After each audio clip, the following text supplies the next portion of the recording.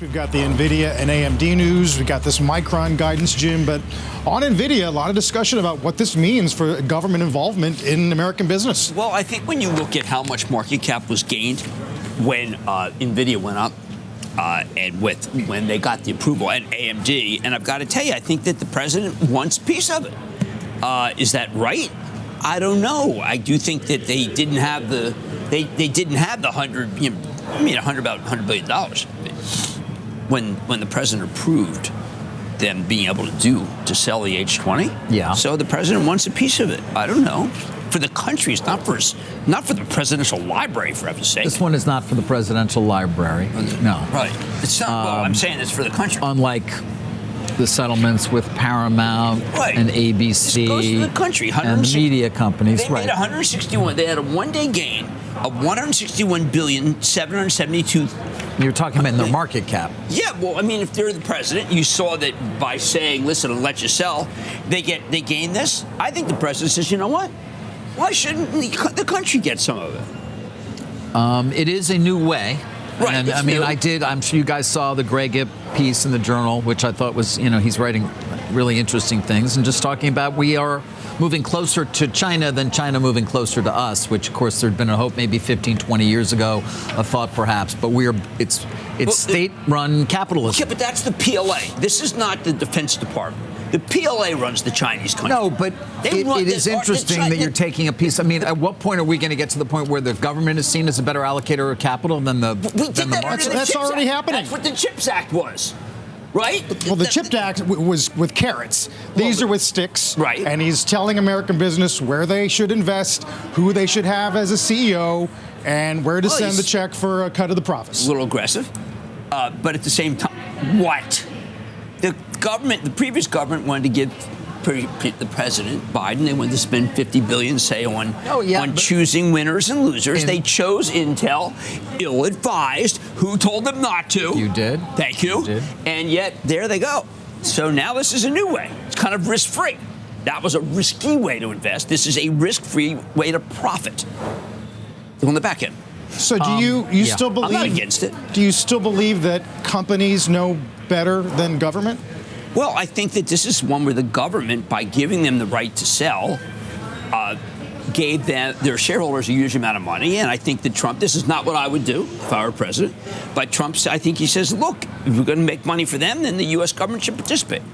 It's a different way. It's not the way. I mean, it's like saying, listen, we're going to give an order. What's the difference then in taking a percentage of the sales of any other in demand? Yeah, we're going to let you sell to Americans, and you're going to give us a piece. Well, that's like the Lockheed Martin. No, I'm not going to take 15% of Lockheed Martin for selling to NATO because I told them to sell to NATO. Why not? Well, no, because this is something where they weren't able to sell. They were. They were. Then they weren't. Then they were. I'm trying to explain what I think is the president's rationale. What I call right now, right? Would I call Jensen and say, hey, listen, Chief, I'm taking 15%. No, that's not my style. I'm trying to explain, not to say it's a great idea. I don't want to do it. I'm trying to explain that the president says, hey, wait a second. We just made this shareholders $150 billion. I want some for the U.S. Treasury. Like I said, he didn't say it for the presidential library. Right. No, this is not a direct payment to the president. It's for the country. Yes, it goes into I don't know where it actually goes. I guess just into general revenue of some kind. And like everyone else, I'm actually trying to offer an explanation. Everyone else is just throwing their hands up. I'm not throwing my hands like people are like rightfully I'm a club or something. Rightfully give me, so, pointing to any number of things that have occurred over the last 6 months and saying this is a very different approach than what we've been accustomed to for most of our history. Oh. Now, that doesn't mean that there haven't been times when the U.S. government. Thank you. Quite welcome. Yes, as I like to say, very keen sense for the obvious. I just think that we have got to get used to this. The president sees the big gain and sees $150 billion just because he said, you know what, I'm going to Well, you keep talking about the market cap gain of NVIDIA. Yeah, what are they, like what are they going to do? Are they going to sell now? What? Sell shares to pay for the What do you? What do you really? Oh, you gained $3 trillion in market cap since I was this or that. I want 15% of that. I'm not Reagan. What do you? Why do you bring up the market cap? Which That has Reagan? nothing to do with President this. Reagan or Reagan? This has nothing to do with that. This is 15% of whatever they sell in China. By the way, 15% of what, 50 billion maybe on a good year? 150 Yeah. billion. No, he's talking about the sales. They made 161. Oh, you mean how much sale, did they make? yeah, on these chips. Yes. There could be 50 billion in sales. So 15% of that relative to overall government income Tiny. is tiny. Tiny. You think it's more symbolic than material? Okay, does anyone else have an explanation? At least I'm offering one that is somewhat cogent. What do you want? What are you, Mr. Paramount? What are you offering? I got nothing for you. You As got nothing usual, for me. I got nothing for you. Oh my God. Okay. Other than it's Survivor here. I mean, I don't know. Jeff Probst. He ain't got nothing. I don't know what's next, and we'll see. And it's fascinating to report on. Look. By the way, are the Chinese going to accept these chips? I mean, there were over the weekend, as you know, there was a story from saying that from the Chinese, essentially a state-controlled media outlet, saying, "Let me just finish. Let me just finish telling people what it was." Joe and Andrew. They said, "Don't give me that."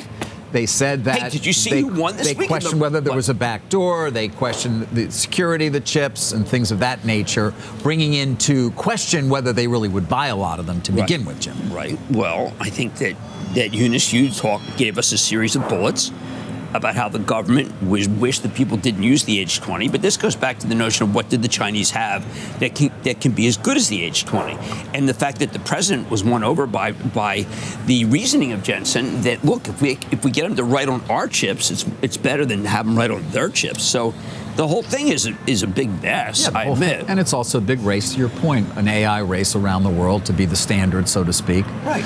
As the Chinese have models that are the equal of some of our own companies, or at least very close. Perhaps not. Not NVIDIA. No, not making the chips themselves, not designing the chips, I should say.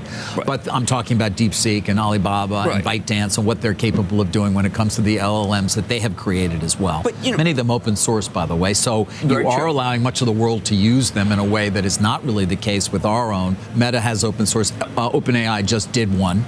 Right, but why is this so different when MP Materials made the deal with the Defense Department and MP Materials then doubles? Defense Department's a winner. I think that was the precedent. 15% of that was a unique deal as well. We perhaps didn't spend enough time on that. Very interesting. But that was the precedent. You got to double. Defense Department wins. Look, I'm just saying that the president is a more transactional person than we're used to. He's the most transactional person any of us have transactional, the Times calls him interventionist when it comes to American business. And the Chinese have been working this model for decades. You think we're going to outdo them on this front? No. By the way, are they allocating capital appropriately? It's not clear to me they are in that country. The People's Republic of China and the PLA worked hand in hand. MP Materials and the Defense Department, that's a very similar transaction. Now, does the president want to emulate the Chinese? I think when it comes to some things, yes. I think the president has never really said, look, I don't think dictators are bad. Never heard him say that. I think he thinks that a central planned economy has some value. Let's address this NVIDIA and AMD part of it first, because it really is new, almost uncharted territory, is it?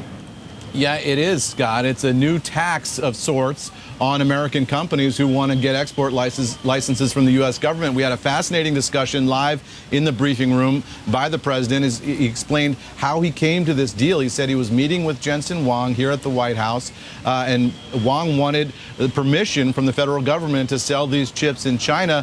The president said he asked him for 20% of the revenue, said, if I'm going to do this for you, I need 20%, a strictly, transactional approach to sort of what the federal regulations are here. He said Huang came back to him and said, well, can we make that 15%? And they were willing to cut a deal on that. And so that does raise the question, Scott, of sort of how much these export licenses will cost other companies if that's going to be the U.S. government's approach to sort of any kind of regulatory interaction with companies. If the U.S. government is doing a deal that benefits a company, does that company have to kick back a certain percentage in tax back to the federal treasuries? So the president also talked about the reasoning for this and some other chips that he might do deals on in the future, including more high-tech chips. Take a listen to what he said. The chip that we're talking about, the H20, it's an old chip. China already has it in a different form, different name. Jensen also has a new chip, the Blackwell. Do you know what the Blackwell is? The Blackwell is super duper advanced. I wouldn't make a deal with that, although it's possible I'd make a deal, a somewhat enhanced in a negative way Blackwell. In other words, take 30% to 50% off of it. But that's the latest and the greatest in the world. Nobody has it. They won't have it for 5 years. So the president there saying he'd be willing to negotiate the release of those higher-end NVIDIA chips, although he wants the Blackwell chip to be degraded by 30 to 50% before he'd authorize the sale of that in China. No indication from the president there of what percentage of NVIDIA's revenue the federal government should take in exchange for that release. But clearly, this is a new approach by the U.S. government, Scott, that we haven't seen before. And we'll wait and see what other companies might end up looking at this as a template for them to do deals to be allowed to export goods. That's almost what I feel is the most important takeaway here. It's not about the chip, H fill in the blank. It's about the precedent that this whole thing sets. Stacy Rasgon, who's probably the foremost semiconductor analyst over at Bernstein, raises this issue relative to chips, but he's trying to think bigger picture. What he says feels like a slippery slope to us. Will other companies be required to pay to sell into the region? He asks. I think those are all legitimate questions and concerns.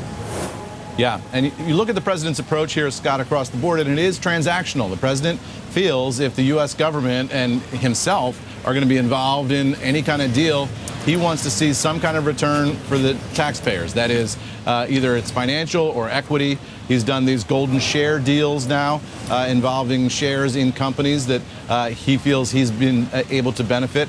This is a president who views himself very much as a deal maker, and he wants a piece of the action. Thank you. Our next guest says this move doesn't seem to address any strategic issues beyond a grab for dollars and warns that it could be a slippery slope. Let's bring in Stacy Rasgon, senior analyst at Bernstein covering U.S. semiconductors. Stacy, it's great to have you on. Yeah. Have we ever seen anything like this, either in the semiconductor space or tech in general? I've never seen anything like this, no. No. Why do you think it's a slippery slope? Well, where does it stop, right? I mean, so look, from NVIDIA's standpoint and from AMD's standpoint, I get it, 85% is better than nothing. And I think it's important for them to be able to sell into China, because otherwise you're just handing that market over to China and to the local players. That market's not going away. We need to be able to compete there. So that's good. I think that should happen, on its own merits. You shouldn't have to, pony up an extra tax, into the pockets of the government to be allowed to do that. It's a very slippery slope. Why does it stop with China AI? Why not extend to other stuff in China? If you take it to its extreme, why couldn't you have to, pay a tax to do anything? I don't like it. I don't like it at all. AMD and NVIDIA are trading higher on it, though. Is that because they are getting access to China? Well, again, 85% is better than 0%, which is what they were getting before. So, I get it. It's dollars for them, and I understand. I just don't like the mechanics of it. And we could have that discussion. I'm sure there's arguments pro and con, but I don't like the precedents that this sets. I really don't. I mean, is the counter to this the notion of diffusion, which China has been extremely good at doing? And what I mean by that is this idea of pushing out its emerging technology, having this economic game plan to basically dominate these emerging markets across the world, making it very hard for other competitors and other countries to jump in. And so they've arguably put themselves in a position, and a lot of folks point to that DeepSeek shakeout, that moment of realization earlier this year, as it starting to happen in the AI space as well. So could the argument be made that a deal like this is actually to counter that and create a U.S. diffusion strategy? Sure, but you don't need to have to pay extra money to do that. That should be happening all by itself. The reason to let these U.S. guys sell into China, remember, these are constrained chips. China already has local chips that have better performance than what NVIDIA and AMD are allowed to sell there, because those guys have one arm tied behind their back. The advantage of especially the NVIDIA chips is ecosystem, right? Most of the Chinese AI has been built on the NVIDIA ecosystem. They want to be able to use that. If you completely ban these sales into China, you're not only you encouraging more purchases of local stuff like from Huawei, but you're also encouraging the local Chinese developers to coalesce around that ecosystem in China and make it stronger. Then over time, again, to your point, why would it stay in China? Like it would potentially diffuse outward. We should be making it easier for our guys to sell. They're not more difficult. I don't know why you have to put a 15% tax on top of everything else. We should be doing it just because it's the right thing to do for everybody. It's your next guest just raised his price target on NVIDIA, factoring in any increased exports to China. Joining us now to talk more about it is Aaron Rakers. He is senior semiconductor analyst at Wells Fargo. So, Aaron, how do you score it? Would increased sales to China, pardon the phrase, trump the additional 15% payout that they would now have to give to the U.S. government? Yeah, I mean, first of all, thanks for having me on. The short answer is yes. I mean, I think it's better than nothing, right? I mean, if you look at NVIDIA, last quarter, I think they reported they shipped $4.6 billion of revenue into China, the H20, prior to the ban in April.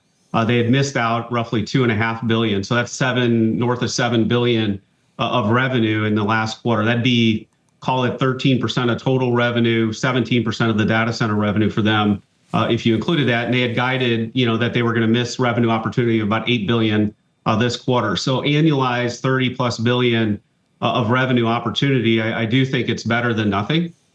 We tried to factor that into our raised estimates this morning. I think ultimately the key debate is going to be what's the precedent that this sets going forward, and then as you just played the clip, what's the progression to theoretically the B20, the B30 products as we move forward as far as their ability to sell into the China market. That's something they'll have to discuss on the upcoming earnings release on the 27th. Semiconductors are a massive part of our trade with China. Do you look at the macro trade and tariff headlines as a part of your single stock analysis, or is it kind of over here and you just work on sort of the sharpening the pencil on the other side? Yeah, I think we try and look at all of the data points, right? So a lot of our note this morning on NVIDIA, we did actually take a look at some of the import-export data that we track and how things have changed around that. So, I think as far as the sales into China, I don't think that news necessarily changes anything from the news that we had heard last night. Obviously, AMD also, fits into this equation. They lost, I think they guided $1.5 billion of revenue opportunity lost from China this year. And so, I think at this point, we're in a quiet period for NVIDIA going into their earnings on the 27th. We'll just have to wait to hear. And I think, again, can they recapture that $30 billion? Do we take 85% of that? And then more importantly, what's the growth profile competitively as we think about that China market going into the Blackwell product cycle and even subsequent product cycles from there? Boris, let's bring in NVIDIA shareholder now, Doug Clinton of Intelligent Alpha. It's good to see you. Good to see you, Scott. You see an announcement like this come out of D.C. today, you say what? It's the summer of deals in tech land. We keep seeing new deals. I mean, we talked about rare earth metals just a minute ago.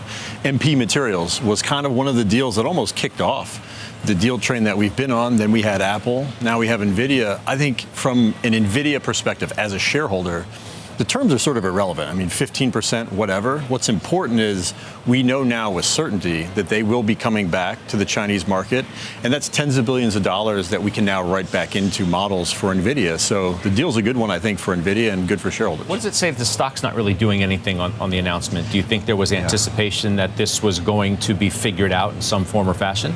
I do. I mean, this one, even 3 months ago, we sort of talked about what could happen with these chips once the first ban happened. And the ultimate assumption we came to was a deal will eventually get done. We don't know what it'll look like, but somehow we'll figure out something here. And so I think largely that was consensus in the market. But now that we have it done, it takes the risk off the table. The H20 is far different from Blackwell or the whatever is going to be the latest and greatest of the next few years. Does that matter to you at all? And do you think they would ever reach a deal to be able to sell their more advanced chips there? I doubt that you'd ever see the full-powered Blackwell chips there. And even the H20, which is, I think, more than a year old now, right, used to be closer to their top-of-the-line product, but it was essentially pulled down a little bit. It was pulled back in terms of the power that the chip was able to deliver to customers. And so what I think we'll probably see is sort of a trend like that. NVIDIA puts out a new chip every year.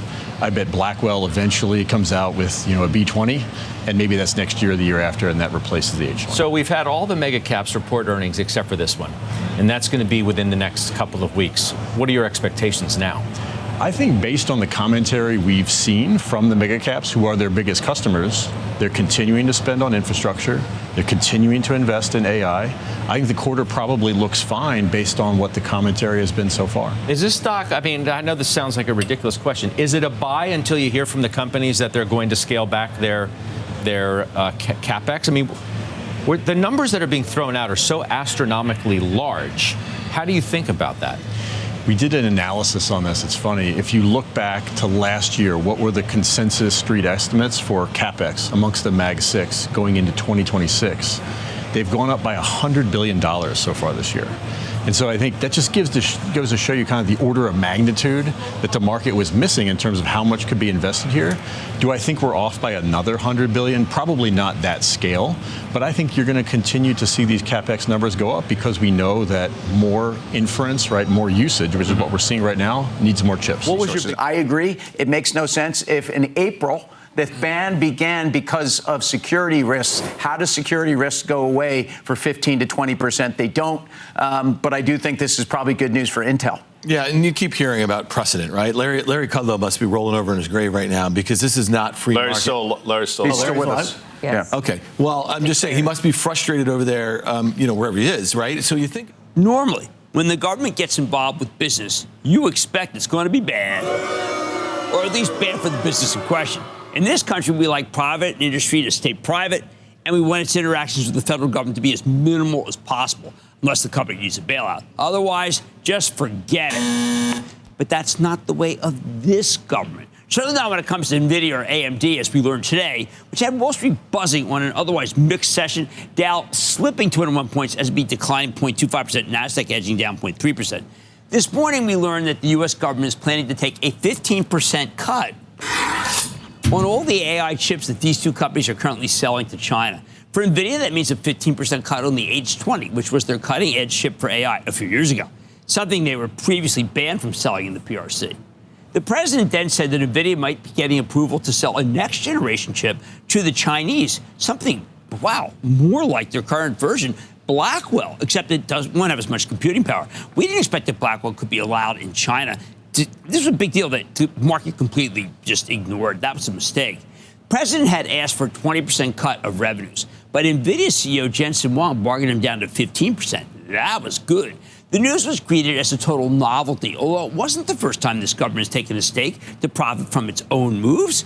Not that long ago, the Defense Department took a 15% stake in MP Materials, the rare earth mineral company with a stock that subsequently doubled. Good trade for the country. We need these materials for national security, and even better trade for the Defense Department, given that it caught a double. The cost to shareholders for the NVIDIA deal, as we told Investing Club members today, NVIDIA was selling about $8 billion worth of chips to China, that's every quarter, prior to the previous export restriction. A 15% haircut would equate to a little more than $1 billion per quarter, or about $5 billion per year. Hey, that's a big number for most companies, but not for NVIDIA. They were desperate to get this China business back by any means necessary. If the choice is between not having it or paying Uncle Sam a 15% cut, they're going to pay 15% every time. Many expressed outrage that President Trump demanded a return here. Given that business is, business, and the government's not supposed to get directly involved, right? I mean, it's certainly not your typical free market policy. Some even called it extortion. But from the perspective of big business, this is a great deal. Under the previous export controls, NVIDIA and AMD couldn't sell these chips to China at all. If they can get that business back in exchange for a 15% cut, that's a win for their shareholders. Granted, you probably don't want every policy decision to be made this way, but from the perspective of your portfolio, there's nothing to complain about. Or to put it another way, we like to tell ourselves that we have a free market economy. But the federal government gets directly involved all of the time. Remember the CHIPS Act, the Biden-era program that picked semiconductor winners and gave them money to build in the United States? I supported the CHIPS Act. But the big rap against this program was that the government might pick the wrong company to invest in, and that's exactly what happened when Intel got $2.2 billion from the feds after hitting some milestones, although it's not clear that Intel has completed anything. I did my part here. I was in favor of the CHIPS Act because our country had fallen so far behind in manufacturing semiconductors. That's bad for national security. But I also hated the choice of who got the money, practically begging the government not to choose Intel because the Intel of today ain't what it used to be. But in the end, the government winged it and got it wrong. That was really bad. This time, at least, the Trump administration is picking a pair of proven winners, AMD and NVIDIA, and getting taxpayer billions of dollars risk-free. At the same time, I want people to realize that there's nothing novel about what Trump did by taking a 15% cut of this Chinese semiconductor business. Taking a stake is something that the U.S. government has done many times.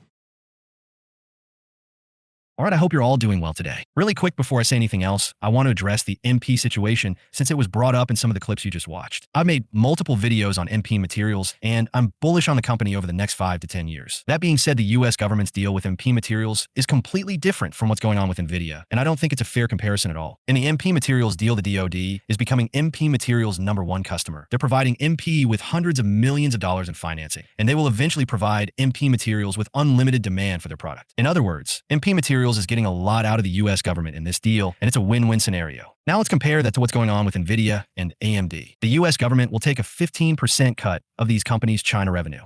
That's it.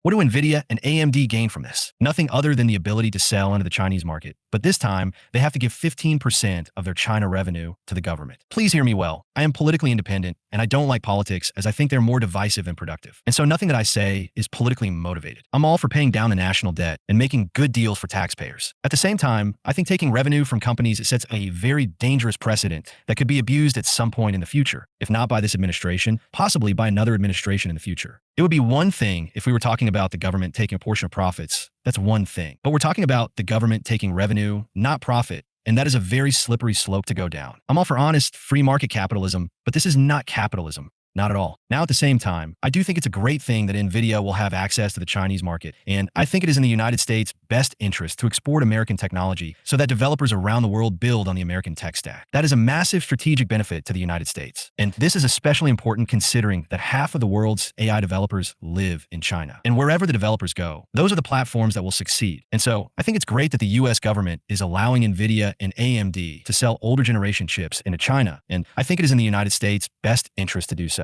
But now with the revenue split agreement, NVIDIA will either have to raise their prices in China or they will take a hit to profit margins. Both options are not ideal for Americans. If NVIDIA raises prices, then more Chinese customers will go with Huawei's offerings and there will be less diffusion of American technology in China. And that would be strategically negative for the US because remember, it's to the United States' benefit that developers build on the American tech stack. If Chinese customers have to pay higher prices, then less Chinese developers will choose the American tech stack. And of course, if NVIDIA absorbs the 15% and takes a hit on margins, that's not good for American taxpayers as NVIDIA makes up such a large portion of the U.S. stock market, accounting for a massive 8% of the S&P 500. I respectfully hope that the administration will reconsider their decision to take a 15% cut of NVIDIA and AMD's China revenue. It's not capitalism. It sets a very dangerous precedent. It penalizes American companies for exporting their products, and I actually think it is a negative for American taxpayers. There are many great ways to pay off the national debt, but I do not think this is one of them. And honestly, 15% of NVIDIA and AMD's China revenue is not going to make much of a difference on the national debt anyway. Letting these companies keep that 15% would actually be much better for taxpayers as it would result in much greater gains in the public markets. Not just in NVIDIA and AMD stocks,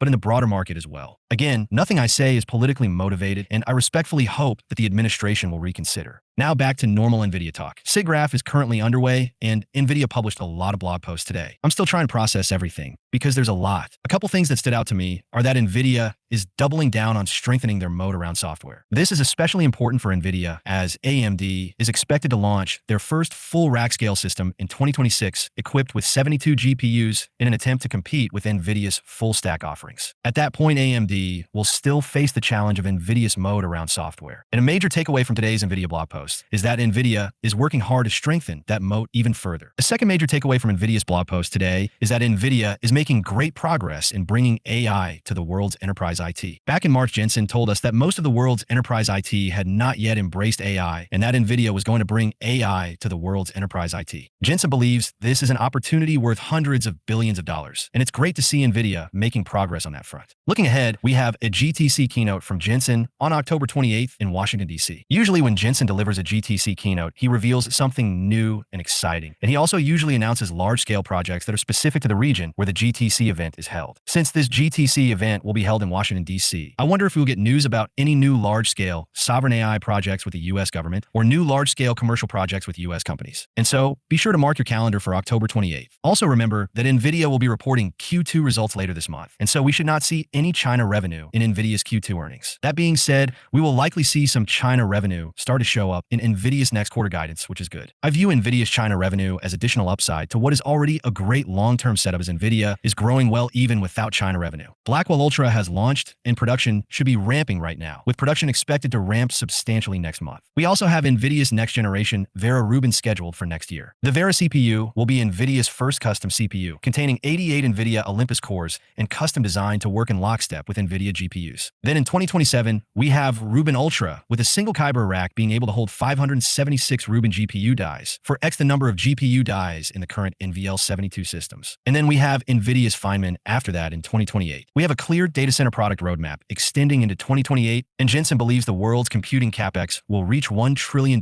annually by 2030, meaning he's expecting an expanding total addressable market underpinning all of this. I continue to be bullish on the long-term future of NVIDIA, and I seriously think this company has a lot of runway ahead of it. I think we're still in the very early days of AI. At least that's my view of the situation. Remember to stay calm in this market. Remember to maintain a long-term perspective, and do not make any hasty or irrational decisions. With all of that being said, I hope you all have a great rest of the day, and I'm curious to hear your thoughts about NVIDIA in the comments below. Please leave a like on this video so more people will see it. And while you're down there, please consider subscribing. It's free, and you can always change your mind. Thanks for watching, and hopefully I'll see you in the next video.